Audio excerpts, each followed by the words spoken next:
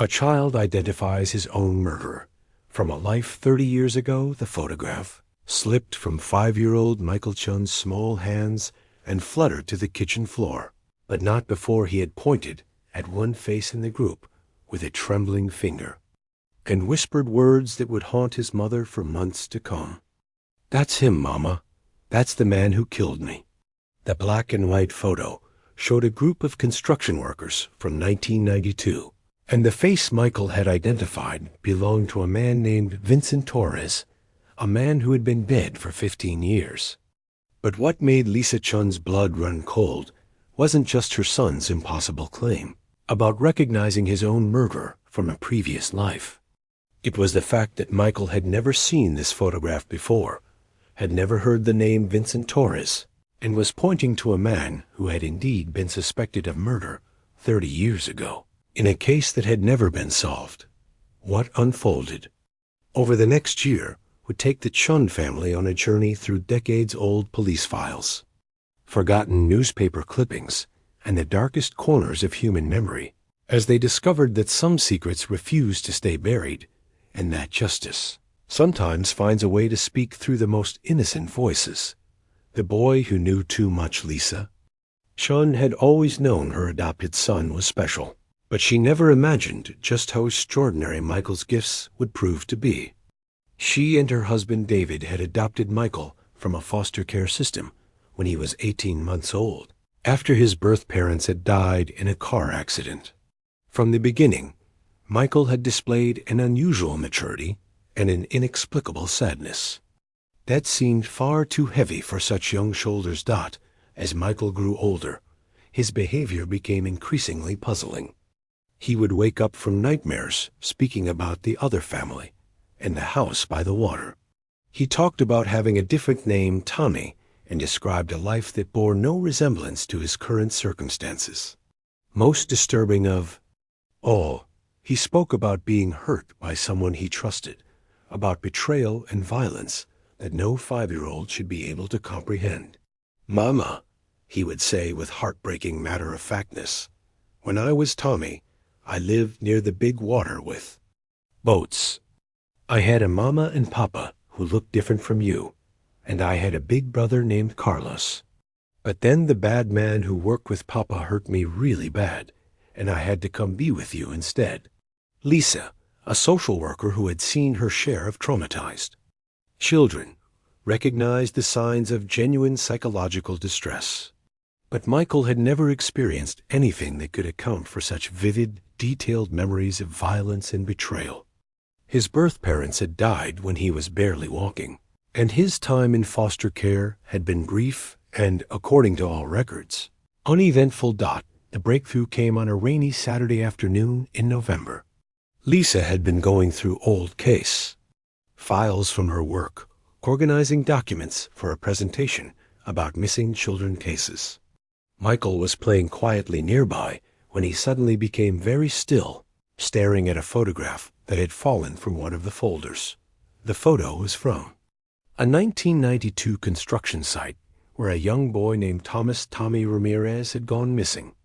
The image showed the construction crew that had been working on a waterfront development project in San Pedro, California, at the time of Tommy's disappearance. Michael picked up the photograph with trembling hands, studying the faces within a intensity that made Lisa's stomach clench with worry. Suddenly, he pointed to one man in the group, a heavy-set man with a mustache standing slightly apart from the others. "That's him," Michael whispered, his voice filled with a fear that seemed to come from somewhere far beyond his 5 years.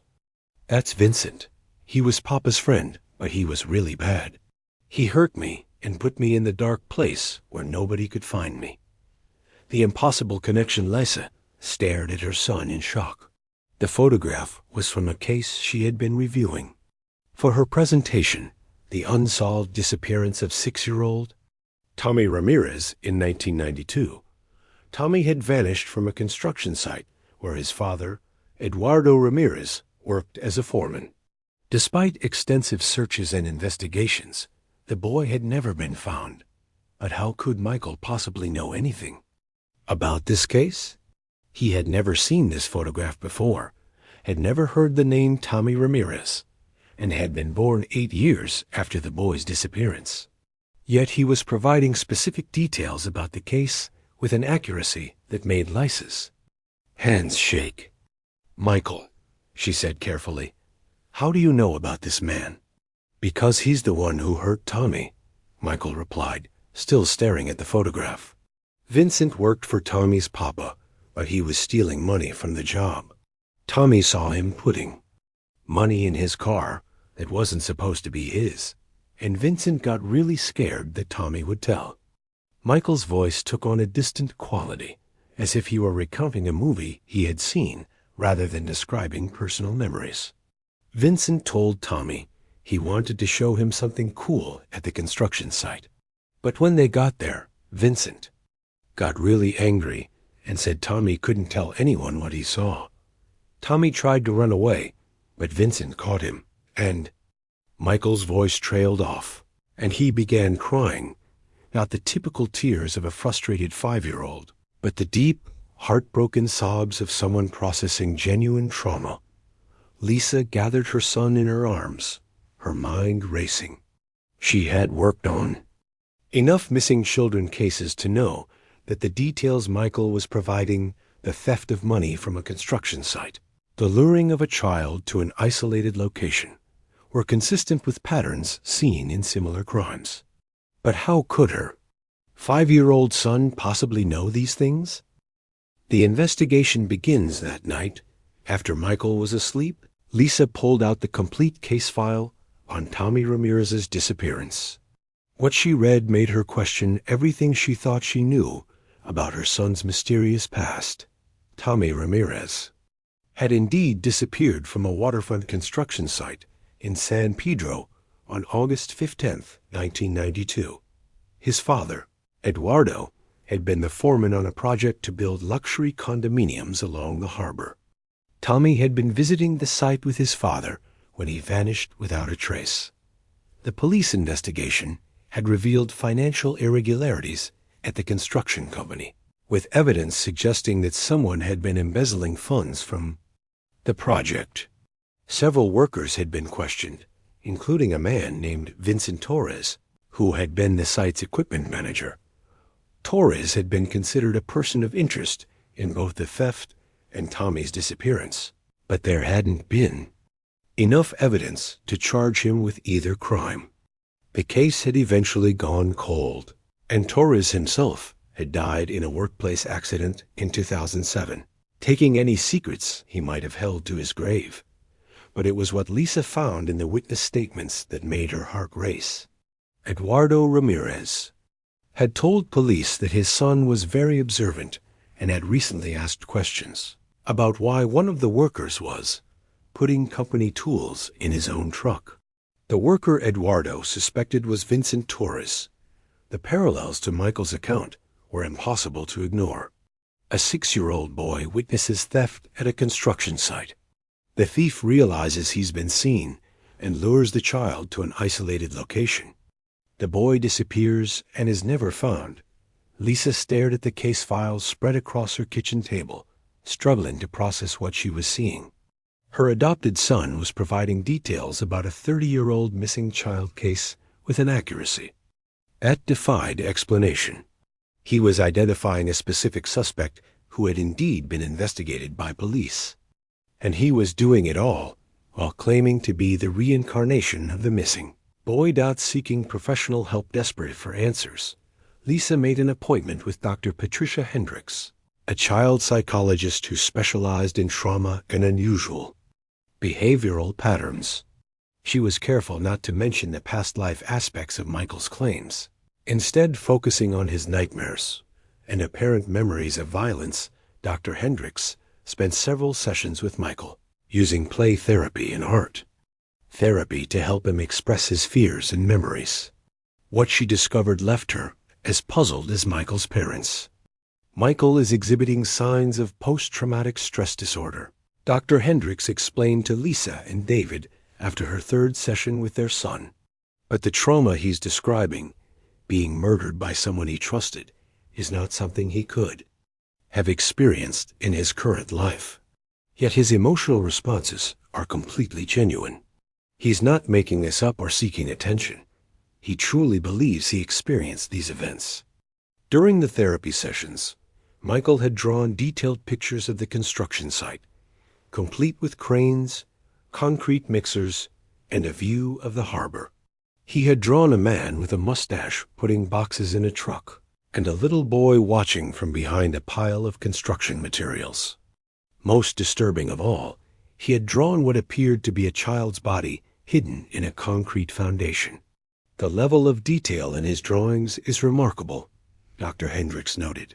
He's depicting a construction environment with accuracy that suggests either direct experience or access to very specific information about such sites. For a 5-year-old who has never been to a major construction project, this level of knowledge is unusual. Dr. Hendricks recommended continuing therapy to help Michael process his fears. But she also suggested something unexpected. Have you considered researching the historical claims he's making? Sometimes understanding the source of a child's fixation can help us address the underlying anxiety. Lisa almost laughed. If only Dr. Hendricks knew how much research she'd already done. The search for truth armed with Michael's detailed accounts and her own professional knowledge of missing children cases, Lisa decided to dig deeper into the Tommy Ramirez investigation. She contacted Detective Ray Martinez, who had recently taken over the cold case division at the San Pedro Police Department. Detective Martinez was initially skeptical when Lisa called about new information in a 30-year-old case. But when she explained that her son was providing previously unknown details about the investigation, he agreed to meet with the family. What he heard during that meeting would change the trajectory of a case that had been cold for 3 decades. Your son is describing aspects of the Ramirez case that were never made public, Detective Martinez told Lisa and David after interviewing Michael. He knows about the financial irregularities at the construction site, about specific individuals who were investigated, about evidence we found but never released to the media. Michael had told the detective about Tommy's favorite hiding spot behind the cement mixer, about a red lunchbox that had been found abandoned near the water, and about a witness who had seen Vincent Torres arguing with someone on the day Tommy disappeared. All of these details matched information in the police files. I have to ask, Detective Martinez said carefully, how could your 5-year-old son possibly know these things? Lisa and David exchanged glances. They had agreed to be honest if directly asked. Detective, this is going to sound impossible, but Michael claims to remember being Tommy Ramirez. He says he was murdered by Vincent Torres and that he knows where. His body was hidden. Detective Martinez was quiet for a long moment. In 25 years of police work, I've learned not to dismiss any source of information, no matter how unusual. If your son really knows what happened to Tommy Ramirez, then we need to investigate that claim. The revelation, what followed, was one of the most unusual investigations in San Pedro police history. Based on Michael's detailed descriptions, Detective Martinez reopened the Tommy Ramirez case and began re-examining the evidence with fresh eyes. Michael provided information that had never been part of the official investigation. He described how Vincent Torres had hidden Tommy's body in a section of the construction site that was scheduled to be filled with concrete the next day. He knew about a storage area beneath the site where Torres had temporarily hidden the body, before moving it to its final location. Most remarkably, Michael drew a detailed map of the construction site as it had existed in 1992, showing the exact location where he claimed Tommy's body had been buried. The map included features that were no longer visible temporary structures, equipment placement, and access roads that had been changed during the 30 years since Tommy's disappearance. Detective Martinez compared Michael's map to the original. Construction blueprints and crime scene photos from 1992. The accuracy was startling. Michael had correctly identified the location of buildings, equipment, and site features that a 5-year-old in 2024 could not possibly have known about. This child is providing information that only someone who was actually at that construction site in 1992 could know, Detective Martinez told his supervisor. Either he has access to detailed records that even we don't have, or something extraordinary is happening here. The search armed with Michael's map and descriptions, Detective Martinez obtained permission to conduct a ground-penetrating radar survey of the area where the 1992 construction site had been located, the luxury condominiums that had been built. They were now 30 years old, but the foundation and underground structures remained largely unchanged. Michael accompanied the search team, guiding them with the confidence of someone who had walked these paths before. Despite the dramatic changes to the landscape over 3 decades, he navigated to a specific area near what had once been the site's equipment storage area. "Tommy is right here," Michael said simply, pointing to a spot that was now beneath the parking garage of a residential building. Vincent put him in the hole where they were going to pour concrete for the foundation. He thought nobody would ever find him there. The ground-penetrating radar detected what appeared to be an anomaly in the concrete foundation, a void space that shouldn't have existed according to the original construction plans. Further investigation revealed that this section of the foundation had been poured separately from the rest, and records showed that Vincent Torres had been the supervisor for that particular pour. Getting permission to excavate beneath an occupied building was a complex legal process, but the strength of the evidence Michael had provided convinced authorities to proceed. The excavation was conducted with extreme care, both to preserve any evidence that might be found and to minimize disruption to the building's residents. What they discovered confirmed Michael's impossible claims. Hidden within a void space in the foundation were the skeletal remains of a child, along with fragments of clothing and personal items that matched descriptions of what Tommy Ramirez had been wearing when he disappeared. Most conclusively, forensic examination revealed evidence of trauma to the skull consistent with blunt force trauma, exactly as Michael had described. DNA analysis confirmed that the remains were indeed those of Tommy Ramirez, finally solving a mystery that had haunted his family for 30 years. The discovery also revealed evidence that supported Michael's claims about Vincent Torres's motive. Hidden with the body were documents showing financial records that Torres had apparently been trying to conceal, evidence of the embezzlement scheme that had led to Tommy's murder. The emotional impact the discovery of Tommy Ramirez's remains brought closure to his family, who had spent 30 years wondering what had happened to their son and brother. But for the Chun family, the experience had been emotionally overwhelming in ways they hadn't anticipated. Michael, who had been so insistent about remembering being Tommy, seemed to find peace once the body was discovered and properly buried. The nightmares and episodes of distress that had plagued him for months gradually subsided. He began sleeping through the night again and returned to typical 5-year-old behaviors and interests. It's like he needed to tell Tommy's story, Lisa reflected. Once Tommy's family knew what had happened to him, once he was properly laid to rest, Michael was able to let go of those memories and just be a normal little boy again. But the experience had fundamentally changed Lisa and David's understanding of life, death, and the nature of human consciousness. They had witnessed something that challenged every assumption they held about reality. "We went from being rational, skeptical people to believers in something we can't explain," David said. "Our 5-year-old son somehow had access to memories and information from a boy who died before he was born. We saw it happen. We lived through it. We can't deny what we experienced." The aftermath, the case attracted the attention of researchers who study children's past life memories. Dr. Jim Tucker from the University of Virginia came to interview Michael and document his case for their ongoing research into reincarnation type experiences. "This is one of the most evidentially strong cases I've encountered," Dr. Tucker explained to the Chun family. The verifiable details, the resolution of an actual crime, and the therapeutic outcome for the child all make this a remarkable example of what we call past life memories in children.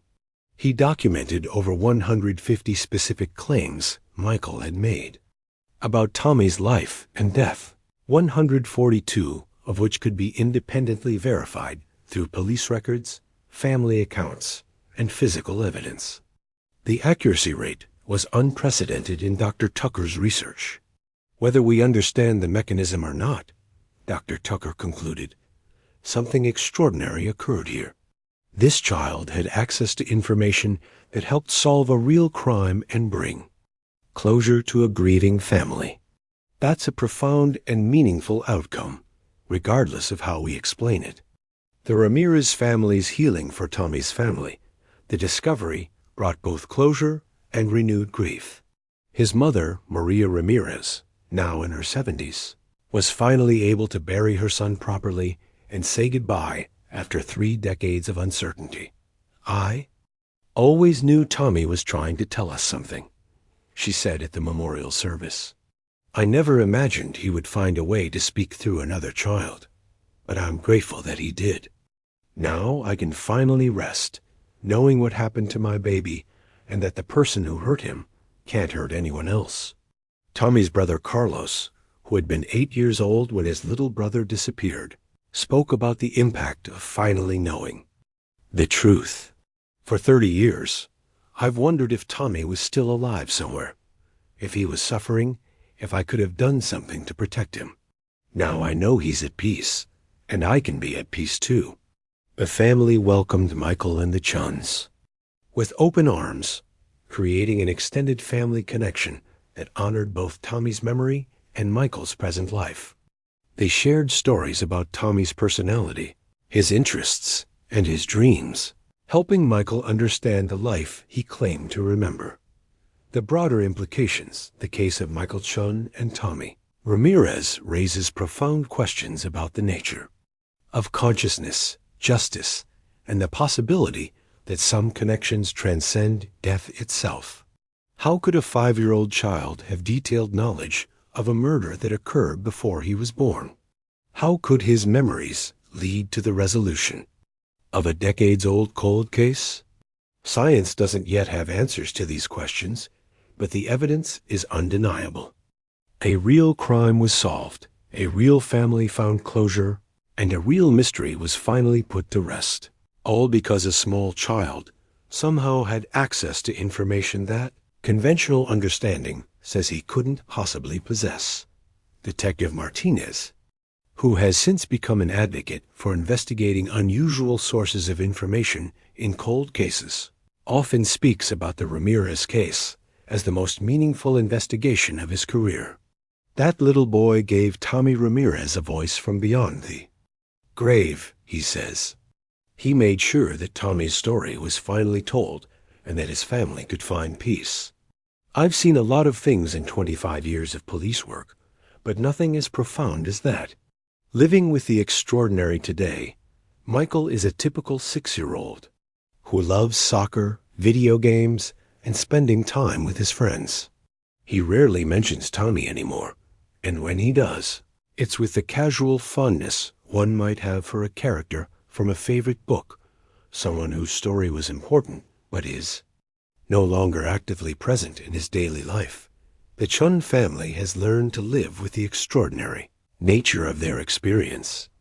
They've connected with other families who have had similar experiences, finding a community of people who understand the unique challenges that come with raising a child who claims to remember a past life.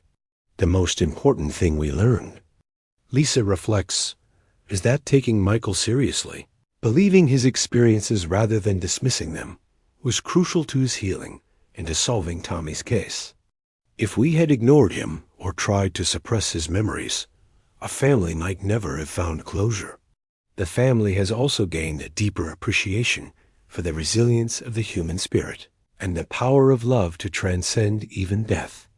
Tommy Ramirez's story, as tragic as it was, ultimately became a testament to the enduring connections that bind us all together. The mystery continues. Case of Michael Chun and Tommy Ramirez remains one of the most documented and evidentially strong cases of claimed past life memories in children.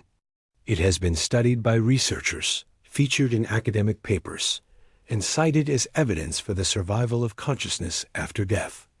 But for the Chun family, the most important outcome isn't scientific validation. It's the knowledge that they played a role in bringing closure to a grieving family and ensuring that a young victim's story was finally told. Their willingness to take their son's impossible claims seriously led to real-world consequences that changed lives and served justice. Michael's story reminds us that truth can come from the most unexpected sources, and that's sometimes the most important thing we can do is simply listen with an open heart and mind. It challenges us to consider possibilities that don't fit neatly into our current understanding of reality, and to remain open to the extraordinary, even when it appears in the most ordinary circumstances. The story of Michael and Tommy is ultimately about the power of truth to transcend even death, the importance of listening to those who might have something crucial to tell us, and the profound connections that bind us all together in ways we're only beginning to understand. As Michael grows older, his parents plan to tell him the full story of how his memories helped solve a terrible crime and bring peace to a family that had suffered for 30 years. They want him to understand that what happened to him was special and meaningful, and that sometimes people are given extraordinary gifts that come with the responsibility to use them to help others. We want him to know that his connection to Tommy wasn't just about remembering the past, Lisa says. It was about healing the present and ensuring that love and justice can triumph even over death itself. If this story has moved you, if it's made you think about the mysteries that surround us every day, or if it's reminded you of the importance of listening to and believing those around us, especially the smallest voices that are often the most easily dismissed, please consider subscribing to our channel. We're committed to sharing more stories like this one, stories that explore the beautiful, mysterious, and deeply human experiences that connect us across time, understanding, and even death itself. Your subscription helps us continue bringing these important stories to light, ensuring that voices like Tommy's and Michael's continue to inspire and amaze us all.